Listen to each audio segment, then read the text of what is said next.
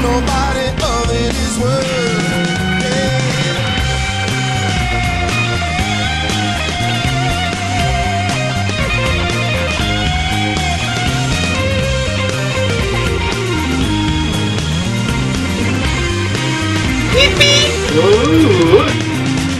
No reason to get excited.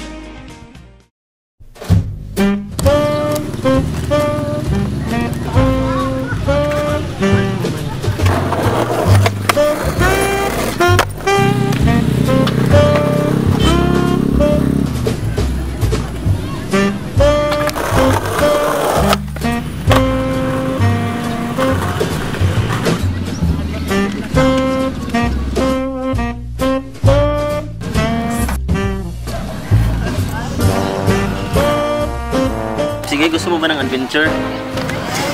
Why not? Go for that! Tara.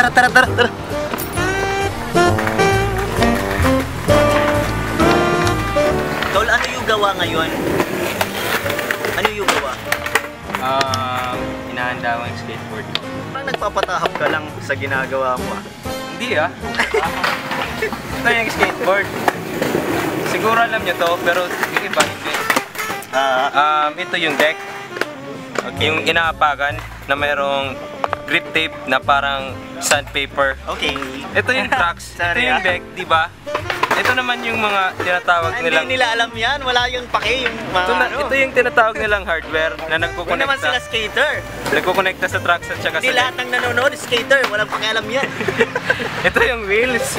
Apat ito sila. Obvious sa mga under. May gulong nga, gulong. Tapos meron naman itong bearing. Anong klase ng wheels ito, pare ko? Skate wheels. Skate wheels. So may hangin yan sa loob. Ha? May hangin ba yan sa loob kasi gulong? Wala. Wala ba yung hangin? Solid to, solid. Madalas ka ba mabagyan ng deck? Okay, medyo. So magaling ka na nga. Hindi naman. At dahil magaling ka, bigyan mo kami ng 3 tips. Ito yung pinaka-basic na ituturo ko. Yung... Pinaka-basic? Bakit? Mas may basic pa ba dyan? Kasi aside from riding na skateboard, kailangan mo rin matutong mag-trick. For So example, basic talaga to? Basic? Super basic? Super basic. Pinaka-basic nga eh. Basic. Meron kasing sinasabing front foot at back foot. Kapag ang kaliwa mo ang nauna, ito yung front foot mo, yung kaliwa, regular ang tawag sa'yo. Right naman ang nauna, front foot mo ay right, goofy ang tawag sa'yo. Goofy ang yung stance, I mean. Yung kanang paa mo, Yung rights na ganun? cross legs yung tawag dyan. Ganun pala yun. So ito yung ollie. Watch. Yung back foot mo, kailangan nasa likod. Dito sa, ito yung kicktail na tinatawag. So ang dapat na dito sa likod. At saka yung front foot mo dito sa gitna. Ito yung tawag ng ollie position ng paa. Kapag pag-pop mo, kapag pinap mo yan, kailangan mo din siya i-drag papunta sa harapan. So pag drag mo, gaganyan ng board. Tapos itataas mo yung likod ng paa, yung back foot mo. Ganito.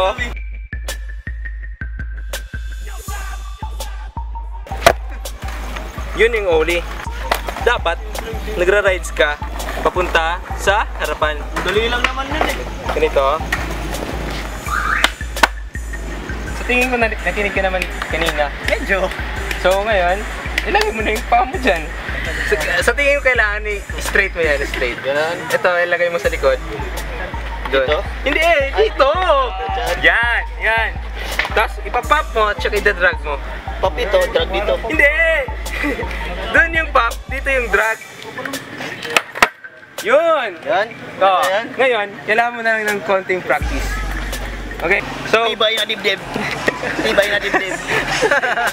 for example, ito yung obstacle. Ito yung tinatawag na mind over matter. Ito yung obstacle. So, bago ka tumira, kailangan syempre meron kang space. Kapag malapit ka na, dun mo na gagamitin yung ollie mo. So, papakita ko sa inyo kung paano. And now, ipapakita na niya na natuto na siya. Go! Mag-running ollie! Go! This is Ninyo Edgar Tabao who taught us how to running ollie.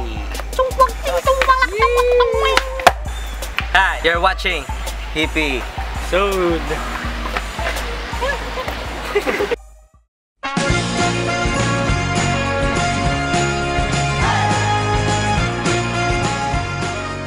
Magandang gabi sa inyong lahat. Ako po si Soberman at ito naman po si Tipsy Guy.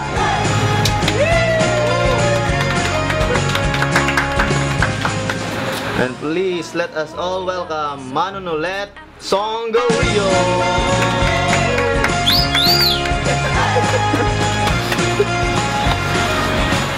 Basta kayong dalawa. Si Soberman, Tipsy Guy. Tipsy guy. Tipsy Guy. Good evening, sir. Like your chest. Ano ba? I like your chest. Yung unang katanungan po namin. Sige. Record ko lang yung ano na. Okay. Mabuti yan kasi tungkol to sa history eh. Kung pwede mo bang ikwento sa amin tungkol sa kasaysayan ng skateboarding dito sa Tacloban? Noong 1978, ang una kong skateboard na nakita, bit-bit ni Glenn Capusyon sa Leyte High. Doon ako nagka-interest kaagad nung makita ko. It was made of plastic, tapos with small wheels, small din siya, mas maliit pa nito. So Old school nga talaga. old school talaga. Tapos same year, binilan kami ng skateboard ng parents ko. So kahoy na yon. Yung kahoy talaga na tabla, pang rubo-rubo. Yeah. Oo.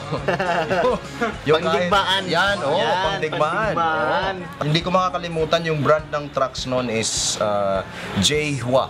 Oo. Parang K-pop, no? Parang K-pop. Parang- J1, place to stay.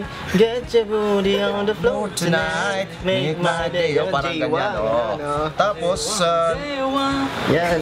Oo. Ba't parang ulitin? Kinanta ko na nga eh.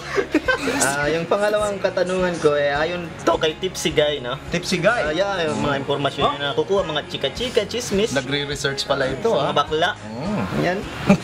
Na isa ka raw sa mga naunang skater dito sa Tacloban. Gaano ka totoo yun? Parang gano'n na nga, pero kung isipin namin na kami yung nauna, I don't think so. Kasi nung time pa lang na nakita namin yung skateboard na bitbit nila Glenn, sa tingin ko, kung ang tanong nauna sa pag ng mga tricks, probably kami nila Jason sa time na yon. Base sa mga magazines na dala ng kanyang airpat, doon kami nangungopia. First skateboarder magazine na nabasa ko was dated 1980 or 81, if I'm not mistaken. Oo. Hindi pa tayo boy nun. Tol. Siguro nga. Bakit patay kayo nung una? Parang Buhay na patay kayo. na nga. Ano pa lang? Siguro mo ngayon eh. Buhay ka ba?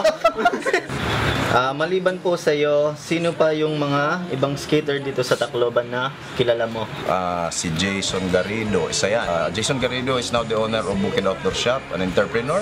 Leo Llames, ngayon isa na siyang pari, nasa Canada. Eddie Boy Mate, police inspector. Mga professional pala. Mga professional na. Sino pa bang isa namin? Nakakalimutan. Ako! Ikaw pala yun eh. Ako yun. Pero siguro mayroon pa ako nakakaligtaan, pero hindi sila ganun ka sa amin. Ako, si Jason, lahat ng mga barkada na Dapat nag-skate. yung tawag sa inyo, Fantastic Four. Tapos yung father ni Jason kasama na rin. Ayan. Fantastic Five. Ayan, okay. Ano naman po ang pagkakaiba ng skateboard noon at ngayon? So, katulad ng sinabi ko, yung plastic at saka yung hardboard, parang tabla ng pwede mo ng plancha eh. Yes. Makapal, mabigat. Kumpara ngayon, may specific board for every Iba na yung mga board ngayon. Oo, kung ano yung Wala nang muna. kung ano yung specialty mo. Halimbawa, kung gusto mong mag-tricks, merong Trickboard. yes. Kung gusto mong mag-downhill, meron din. Longboard. Longboard. Ano naman po yung stance na ginagamit mo pag nag-skate ka? Sa pagkakaalam ko, goofy. Oo, Basta mga goofy, magagaling yan eh. Hindi lahat. Baka maubos na yung tape mo, ha? Hindi teka pa? muna. May ano pa, ilang minuto pa. Sige. May USB yan, back Oo. up sa likod. Hindi, may CD pa.